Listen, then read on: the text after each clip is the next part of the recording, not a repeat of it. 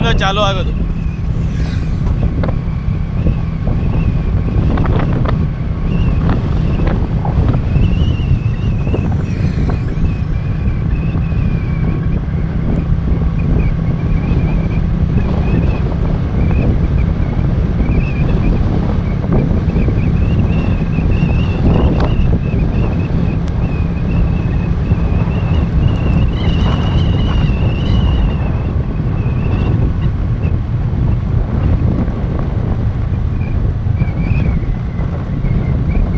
ಸಂಜೆ 7 ಗಂಟೆ.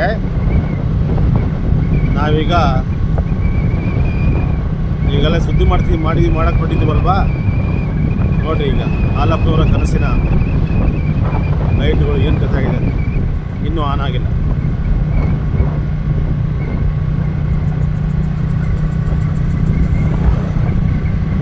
ನಾವೀಗ ರಾಮಕೃಷ್ಣ ಸ್ಕೂಲ್ ತನಕ ಹೋಗ್ತೀವಿ.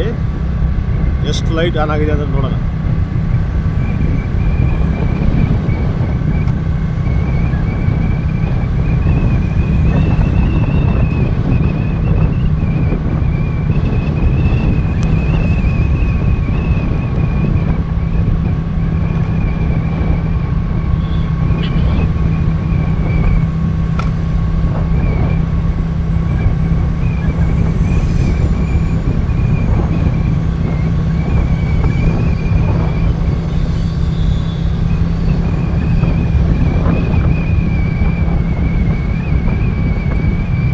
ಇಲ್ಲೊಂದು ಲೈಟ್ ಆನ್ ಆಗಿದೆ ನೋಡಿ. ಇಲ್ಲೊಂದು ಪಿಕ್ಕಿ ಇಲ್ಲ ಅರೆ ಬರೆ ಆಗಿದೆ. ಅರೆ ಬರೆ ಇಲ್ಲಿ ಒಂದು ಪಿಕ್ಕಿ ಅಲ್ಲೊಂದು.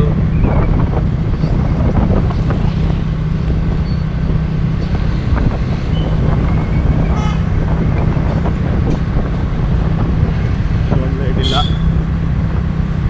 ಎಲ್ಲ ಸಿಂಗಲ್ ಲೈಟ್ಗಳೇ. ಎಲ್ಲ ಸಿಂಗಲ್ ಲೈಟ್.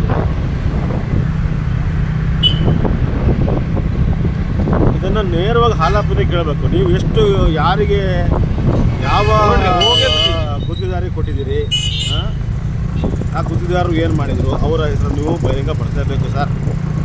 ಇಲ್ಲಾಂದರೆ ನೀವು ಏನೋ ಒಳ ಒಪ್ಪಂದ ಮಾತಾಡಿದಿರಿ ಅಂತ ಅರ್ಥ ಅಷ್ಟೇ. ಇದನ್ನು ಸರಿಯಾದ ತನಿಖೆ ಮಾಡಿಸಿಲ್ಲ ಅಂದರೆ ಶಾಸಕ ಗೋಪಾಲಕೃಷ್ಣ ಬೇರೂರು ಕೂಡ ಯಾಕೋ ಮೌನವಾಗಿದ್ದಾರೆ ಅಂದರೆ ಅವರು ಕೂಡ ಏನೋ ಒಳ ಒಪ್ಪಂದಕ್ಕೆ ಒಳಗಾಗಿದ್ದಾರೆ ಅಂತ ಅರ್ಥ. ಗುತ್ತಿಗೆದಾರರ ಜೊತೆ ಲೈಟೇ ಇಲ್ಲ ನೋಡ್ರಿ. ಎಲ್ಲ ಏನಿದು ಸಿಗ್ನಲ್ ಅಂತ ಹೇಳಿ ಇಟ್ಟಿದ್ದಾರೆ. ಎದುರು ಬಂದರೆ ಬರುವ ವಾಹನ ಲೈಟ್ ಬಿಟ್ಟರೆ ನೀವು ಹಾಕಿರುವ ಲೈಟ್ ಅಂತ ಇಲ್ಲೇ ಇಲ್ಲ. ಹಾಲಪ್ಪನವರೇ, ಏನಿದು ಈ ರೀತಿ ಮಾಡಿದ್ರೆ ಏನು ಸಾರ್ವಜನಿಕರಿಗೆ ಯಾವ ರೀತಿ?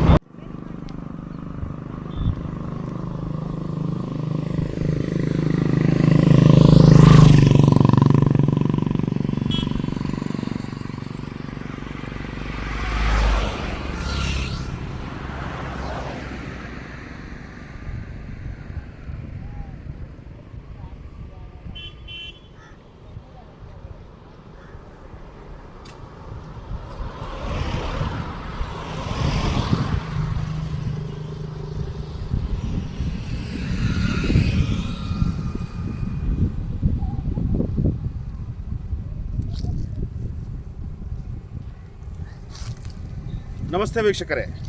ಚಾರ್ವಾಕ ಮತ್ತು ಸಾಗರ ಸುದ್ದಿ ವಾಹಿನಿ ಇವತ್ತು ಸಾಗರದ ಸೊರಬ ರಸ್ತೆಯಲ್ಲಿರುವಂತಹ ಗಡದಯ್ಯ ಲೇಔಟ್ ಬಳಿ ಬಂದಿದೆ. ಬರಲು ಕಾರಣ ಇಷ್ಟೇ. ಈ ಹಿಂದೆ ಮಾಜಿ ಶಾಸಕರಾದಂಥ ಹಾಲಪ್ಪನವರು ಈ ರಸ್ತೆಯನ್ನು ಸುಮಾರು ಎಲ್ಲಿಂದಪ್ಪ ಅಂತಂದರೆ ನಮ್ಮ ಸೊರಬ ರಸ್ತೆಯ ರೈಲ್ವೆ ಗೇಟಿನಿಂದ ಹಿಡಿದು ಇಲ್ಲಿಯವರೆಗೆ ಇದನ್ನು ಅಗಲೀಕರಣ ಮಾಡಲಿಕ್ಕೆ ಒಂದು ಅಪರೂಪವಾದಂಥ ಒಂದು ಯೋಜನೆಯನ್ನು ಅವರು ಹಾಕಿದರು. ಹಾಗೆ ರಸ್ತೆಯ ತುಂಬ ಅಲ್ಲಿಯವರೆಗೂ ಬೀದಿ ದೀಪಗಳನ್ನು ಹಾಕಲಿಕ್ಕೆ ಅವರು ಪ್ಲ್ಯಾನ್ ಮಾಡಿದರು. ನೀವೆಲ್ಲ ನೋಡ್ತಾ ಇದ್ದೀರಿ, ಇಲ್ಲಿ ಅಗಲೀಕರಣ ಆಗಿರೋ ಮಧ್ಯೆ ಡಿವೈಡರನ್ನು ಹಾಕಿದ್ದಾರೆ ಮತ್ತು ಇಲ್ಲಿ ಲೈಟ್ ಕಾಣ್ತಾ ಇದ್ದೀರಾ. ಇದೊಂದು ಬಹಳ ಅಪರೂಪದ ಪ್ರಯತ್ನ ಅಂತಲೇ ಹೇಳ್ಬೋದು. ಯಾಕಂತಂದರೆ ಹಾಲಪ್ಪನವರಿಗೆ ಒಂದಿಷ್ಟು ಬೇರೆ ಬೇರೆ ಥರದಂಥ ಒಂದಿಷ್ಟು ಅಭಿವೃದ್ಧಿ ವಿಚಾರದಲ್ಲಿ ಒಂದಿಷ್ಟು ಕನಸುಗಳಿದ್ದು ನಿಜ. ಆದರೆ ಆ ಕನಸುಗಳು ಸುಮ್ಮನೆ ಅದು ಜನರಿಗೆ ಸೌಲಭ್ಯಕ್ಕಾಗಿ ಮಾಡಬೇಕಲ್ವಾ. ಹುಂಡಾಗುತ್ತಿಗೆ ಮಾಡಿದ್ರೆ ಏನಾಗತ್ತೆ ಅನ್ನೋದಕ್ಕೆ ಉದಾಹರಣೆ ನಿಮ್ಗೆ ಇಲ್ಲಿ ತೋರಿಸ್ತಾ ಇದ್ದೀನಿ ನಾನು. ಇಲ್ಲಿರ್ತಕ್ಕಂಥ ಈ ಏನು ಲೈಟು ಇವೆಲ್ಲ ಇದೆಯಲ್ಲ ಇನ್ನು ಸ್ವಲ್ಪ ಹೊತ್ತಲ್ಲಿ ಸೂರ್ಯ ಮುಳುಗ್ತಾನೆ. ಸೂರ್ಯ ಮುಳುಗಿದ ಮೇಲೆ ಇದು ಏನಾಗುತ್ತೆ ಅನ್ನೋದನ್ನು ನಾವು ಈಗಾಗಲೇ ಅದನ್ನು ವಿಡಿಯೋ ಮಾಡಿದ್ದೀವಿ. ಈ ಇದರಲ್ಲಿ ನಿಮಗೆ ಕಾಣಿಸ್ತೀವಿ. ಒಟ್ಟಾರೆಯಾಗಿ ಈ ಒಂದು ಸ್ಥಳದಿಂದ, ನಾನು ಇಲ್ಲಿ ನಿಂತಿರುವ ಸ್ಥಳದಿಂದ ಇದು ಸೀದಾ ನಮ್ಮ ಎಲ್ಲಪ್ಪ ಅಂದರೆ ಸುಭಾಷ್ ನಗರದ ವೃತ್ತದ ಬಳಿಗೆ ಹೋಗುತ್ತೆ. ಈ ಒಂದು ಕೆಲಸವನ್ನು ಅವರು ಇಲ್ಲಿ ಲೈಟ್ ಹಾಕುವಂಥ ಕೆಲಸವನ್ನು, ಡಿವೈಡರ್ ಹಾಕುವ ಕೆಲಸವನ್ನು, ರಸ್ತೆ ಅಗಲೀಕರಣ ಕೆಲಸವನ್ನು ಮಾಡಿದರು. ಹಾಗೆಯೇ ನಮ್ಮ ಐತಿಹಾಸಿಕ ಸದಾಶಿವ ಸಾಗರ ಏನಂತ ಹೇಳ್ತೀವಿ ನಾವು, ಗಣಪತಿ ಕೆರೆ, ಈಗಿನ ಗಣಪತಿ ಕೆರೆ, ಆ ದಂಡೆಯ ಮೇಲೂ ಕೂಡ ಇವತ್ತು ಹಾಲಪ್ಪನವರ ಕಾಲದಲ್ಲಿ ಶಾಶ್ವತವಾದಂಥ ನಮ್ಮ ಸುವರ್ಣಧ್ವಜದ ಇದನ್ನು ಸ್ಥಾಪನೆ ಮಾಡಿದರು. ಅಲ್ಲೂ ಕೂಡ ಇದೇ ಥರದ ಒಂದು ಲೈಟ್ಗಳನ್ನು ಹಾಕುವಂಥ ಕೆಲಸವನ್ನು ಅವರು ಮಾಡಿದರು. ಆದರೆ ಈಗ ಅದು ಏನಾಗಿದೆಯಪ್ಪ ಅಂತಂದರೆ, ಯಾವುದೇ ಕಾರಣಕ್ಕೂ ಅಲ್ಲಿಯ ಗಣಪತಿ ಕೆರೆ ಮೇಲೆ ದಂಡೆಯಿರತಕ್ಕಂಥ 4 ಕಂಬಗಳು ಒಂದಿನಿತೂ ಸ್ವಲ್ಪವೂ ಕೂಡ ಅದು ಹತ್ಕೊಳ್ಳೋದಿಲ್ಲ, ಹಾಗೇ ಬಿಟ್ಟಿದ್ದಾರೆ. ಅದನ್ನು ನಗರಸಭೆಯವರಿಗೆ ಕೇಳಿದ್ರೆ ಇಲ್ಲ ನಮ್ಗೆ ಗೊತ್ತಿಲ್ಲ, ಅದು ಯಾರು ಮಾಡಿದ್ರೋ ಗೊತ್ತಿಲ್ಲ, ನಮಗೆ ಅದರ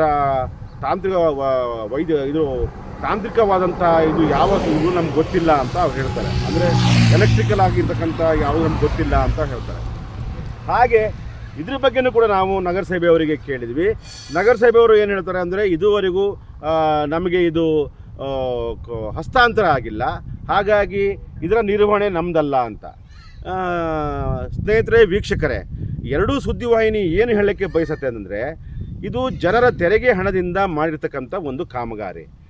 ಅರ್ಥ ಏನು? ಒಂದು ಊರಿನ ಹೊರವಲಯ ತನಕ, ಊರಿನ ಮಧ್ಯದಿಂದ ಊರಿನ ಹೊರವಲಯ ತನಕ ಊರು ಚೆಂದವಾಗಿರಬೇಕು, ಅತ್ಯುತ್ತಮವಾದ ಬೆಳಕಿನ ವ್ಯವಸ್ಥೆ ಇರಬೇಕು ಅನ್ನುವ ಕಾರಣಕ್ಕಾಗಿ ಮಾಡ್ತಾರೆ.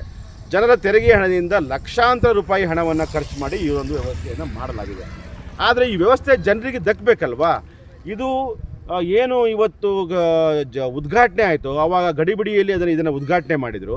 ಉದ್ಘಾಟನೆ ಆದಮೇಲೆ ಇವತ್ತಿಗೂ ಕೂಡ ಇದು ಈಗ ನಡ್ಕೊಂಡು ಹೋದರೆ ನೀವು ಸೂರ್ಯ ಮುಳುಗಿದ ಮೇಲೆ ನಿಮಗೆ ಗೊತ್ತಾಗತ್ತೆ, ಬಹುತೇಕ ಕಂಬಗಳಲ್ಲಿ ಒಂದು ಲೈಟು ಹತ್ಕೊಂಡಿರುತ್ತೆ, ಇನ್ನು ಬಹುತೇಕ ಕಂಬಗಳಲ್ಲಿ ಲೈಟ್ಗಳೇ ಉರಿತಾ ಇಲ್ಲ. ಹಾಗಾದರೆ ಏನು ಮಾಡಬೇಕು? ಈಗ ಮುಖ್ಯವಾಗಿ ಇಲ್ಲಿ 2 ಮುಖ್ಯವಾದಂಥ ಪ್ರಶ್ನೆಗಳಿದ್ದಾವೆ. ಒಂದು, ಹಾಲಪ್ಪನವರೇ ನೀವು ಮಾಜಿ ಶಾಸಕರಾಗಿದ್ದಿರಿ, ಇದನ್ನು ನಿಮ್ಮ ಕಾಲದಲ್ಲೇ ಮಾಡಿದ ಕಾಮಗಾರಿ, ಈ ಕಾಮಗಾರಿ ಮಾಡಿದವರು ಯಾರು? ಅವರ ಹೆಸರನ್ನು ನೀವು ಸ್ಪಷ್ಟವಾಗಿ ಹೇಳಬೇಕು. ಯಾಕೆಂದರೆ ಹಾಲಿ ಶಾಸಕರು ಇದ್ರ ಬಗ್ಗೆ ಯಾವುದೇ ತರಹದಲ್ಲಿ ಅವರು ಇದ್ರ ಬಗ್ಗೆ ಏನು ಕ್ರಮ ಕೈಗೊಳ್ಳುವ ಪ್ರಯತ್ನ ಮಾಡ್ತಾ ಇಲ್ಲ ಅಂತ ಅನಿಸುತ್ತೆ. ಯಾಕಂದರೆ ಈಗ ಮಾಜಿ ಶಾಸಕರ ಅಂತ ನೀವು ಇದೇನೋ ಕೆಲಸ ಮಾಡಿ ಹೋದ್ರಿ, ಆದರೆ ಇದು ಜನರಿಗೆ ಸೌಲಭ್ಯ ದೊರಕ್ತಾ ಇಲ್ಲ. ಆದರೆ ಹಾಲಿ ಶಾಸಕರು ಇದ್ರ ಬಗ್ಗೆ ಯಾವ ಥರದ ವರದಿಗಳನ್ನು ಮಾಡ್ತಾ ಇಲ್ಲ, ಇದರ ಬಗ್ಗೆ ತನಿಖೆಗಳನ್ನು ಮಾಡಿಸ್ತಾ ಇಲ್ಲ. ಹಾಗಾದರೆ ಈ ವಿದ್ಯುತ್ ದೀಪಗಳು ಯಾಕೆ ಜನರಿಗೆ ಸೌಲಭ್ಯಕ್ಕೆ ಸಿಗ್ತಾ ಇಲ್ಲ? ಅಂದರೆ ಜನರ ತೆರಿಗೆಯಿಂದ ಲಕ್ಷಾಂತರ ಹಣವನ್ನು ಖರ್ಚು ಮಾಡಿ ಈ ಥರ ಡಿವೈಡರ್ ಮಾಡಿ ಲೈಟೆಲ್ಲ ಹಾಕಿದಿರಿ ನೀವು. ಆದರೆ ಇವತ್ತು ಮಾಜಿ ಶಾಸಕರು ಉತ್ತರ ಕೊಡ್ತಾ ಇಲ್ಲ, ಹಾಲಿ ಶಾಸಕರು ಕೂಡ ಇದ್ರ ಬಗ್ಗೆ ತನಿಖೆ ಮಾಡಿಸ್ತಾ ಇಲ್ಲ. ಅದರ್ಥ ಏನು? ಆ ಗುತ್ತಿಗೆದಾರ ಯಾರಾತ? ಆ ಗುತ್ತಿಗೆದಾರನಿಗೆ ಯಾವ ಮಟ್ಟದ ಪ್ರಭಾವ ಇರಬಹುದು? ಲಕ್ಷಾಂತರ ಹಣ ಜನರ ತೆರಿಗೆಯಿಂದ ಹೋಗಿರೋದು, ಆದರೆ ಜನರಿಗೆ ಈ ಲೈಟಿನ ಬೆಳಕಿನ ಸೌಲಭ್ಯ ಇಲ್ಲ. ಅಲ್ಲಿ ಗಣಪತಿ ಕೆರೆ ದಂಡೆ ಮೇಲೆ ಹಾಕಿರುವ ಲೈಟ್ ಎಲ್ಲವೂ ಆಫ್ ಆಗಿ ಅಲ್ಲಿ ಯಾವ ಬೆಳಕಿನ ವ್ಯವಸ್ಥೆಯೂ ಇಲ್ಲ. ಈಗಾಗಲೇ ಹೆದ್ದಾರಿ ಅಗಲೀಕರಣಕ್ಕಾಗಿ ಅಲ್ಲಿ ಈಗಾಗಲೇ ಗಣಪತಿ ದಂಡೆಯ ಮೇಲೆ ಆ ಕಡೆ ಈ ಕಡೆ ಎಲ್ಲ ಓಪನ್ ಮಾಡಿಟ್ಟಿದ್ದಾರೆ, ಬೆಳಕಿಲ್ಲ. ಯಾರಾದರೂ ಊರಿಗೆ ಬಂದವರಿಗೆ, ಹೊಸಬರಿಗೆ ಗೊತ್ತಾಗದೇ ಇದ್ದರೆ, ಏನಾದರೂ ಗಣಪತಿ ಕೆರೆಗೆ ಏನಾದರೂ ವಾಹನ ಹೋದರೆ ಇದಕ್ಕೆ ಜವಾಬ್ದಾರರು ಯಾರು? ಜೀವಹಾನಿ ಆದರೆ ಜವಾಬ್ದಾರರು ಯಾರು? ಇಲ್ಲೂ ಹಾಗೇನೆ ಇಷ್ಟಂತ ಲಕ್ಷಾಂತರ ಕೋಟಿ ಖರ್ಚು ಮಾಡಿರ್ತಕ್ಕಂಥ ಈ ಲೈಟು ಬೆಳಕಿನ ವ್ಯವಸ್ಥೆಯನ್ನು ಯಾಕೆ ಜನರ ಸೌಲಭ್ಯಕ್ಕೆ ಒದಗ್ತಾ ಇಲ್ಲ? ಇದ್ರ ಬಗ್ಗೆ ಹೇಳಬೇಕಲ್ವೇ? ಹಾಗಾಗಿ ನಗರಸಭೆಯ ಕಮಿಷನರಿಗೆ ಕೇಳಿದ್ರೆ ಇದು ನಮಗೆ ವರ್ಗಾವಣೆ ಮಾಡಿಲ್ಲ, ನಮ್ಗೆ ಹಸ್ತಾಂತರಿಲ್ಲ ಅಂತ ಹೇಳ್ತಾರೆ. ಅತ್ಲಾಗೆ ನೀವು ಕೂಡ ಸ್ಪಷ್ಟನೆ ಕೊಡ್ತೀರ, ಯಾರು ಇವರು, ಏನು ಕಾರಣಕ್ಕೆ, ಯಾವ ಥರ ಏನಿದೆ, ಇದರ ತಾಂತ್ರಿಕ ವ್ಯವಸ್ಥೆ ಏನು ಅಂತ. ಮತ್ತು ಹಾಲಿ ಶಾಸಕರು ಕೂಡ ಇದು ನನಗೆ ಸಂಬಂಧಪಟ್ಟಿದ್ದಲ್ಲ ಅನ್ನೋ ಥರದಲ್ಲಿ ಇದ್ದಾರೆ. ಹಾಗಾಗಿ ಇದಕ್ಕೆ ಇಬ್ಬರಿಗೂ ಕೂಡ ಜನರಿಗೆ ಉತ್ತರ ಕೊಡುವಂಥ ಉತ್ತರದಾಯಿತ್ವ ನಿಮ್ಮ ಹೆಗಲ ಮೇಲೆ ಇದೆ. ದಯಮಾಡಿ ಮೊದಲು ಈ ಒಂದು ಏನು ಅವ್ಯವಸ್ಥೆ ಆಗಿದೆ ಆ ವ್ಯವಸ್ಥೆಯನ್ನು ಹಾಲಿ ಶಾಸಕರು ಸರಿ ಮಾಡಬೇಕು, ಮತ್ತು ಮಾಜಿ ಶಾಸಕರು ಇದರಲ್ಲಾಗಿರೋ ಲೋಪಕ್ಕೆ ಏನು ಕಾರಣ ಅಂತ ಮಾಧ್ಯಮದ ಮುಂದೆ ಹೇಳಬೇಕು. ಇಲ್ಲ ಅಂತಂದರೆ ಅನಿವಾರ್ಯವಾಗಿ ಸಾಗರದ ಹೋರಾಟಗಾರರು ಇದರ ಬಗ್ಗೆ ಅನಿವಾರ್ಯವಾದಂಥ ಹೋರಾಟವನ್ನು ರೂಪಿಸ್ತಾರೆ ಎನ್ನುವ ಒಂದು ಮಾಹಿತಿ ನಮಗಂತೂ ನಮ್ಮ ಎರಡೂ ಸುದ್ದಿವಾಹಿನಿ ಸಿಕ್ಕಿದೆ. ಹಾಗಾಗಿ ಇದ್ರ ಬಗ್ಗೆ ತಕ್ಷಣ ಗಮನ ಹರಿಸಬೇಕು ಅಂತ ಎರಡೂ ಸುದ್ದಿವಾಹಿನಿ ಆಗ್ರಹಿಸಿದೆ. ನಾನು ಚಾರ್ವಾಕ ರಾಘವೇಂದ್ರ, ಪ್ರಧಾನ ಸಂಪಾದಕ ಚಾರ್ವಾಕ ಸುದ್ದಿವಾಹಿನಿ. ನನ್ನೊಂದಿಗೆ ಸಂದೀಪ್ ಸಾಗರ್ ಸುದ್ದಿ ಪ್ರಧಾನ ಸಂಪಾದಕರು. ನಮಸ್ತೆ.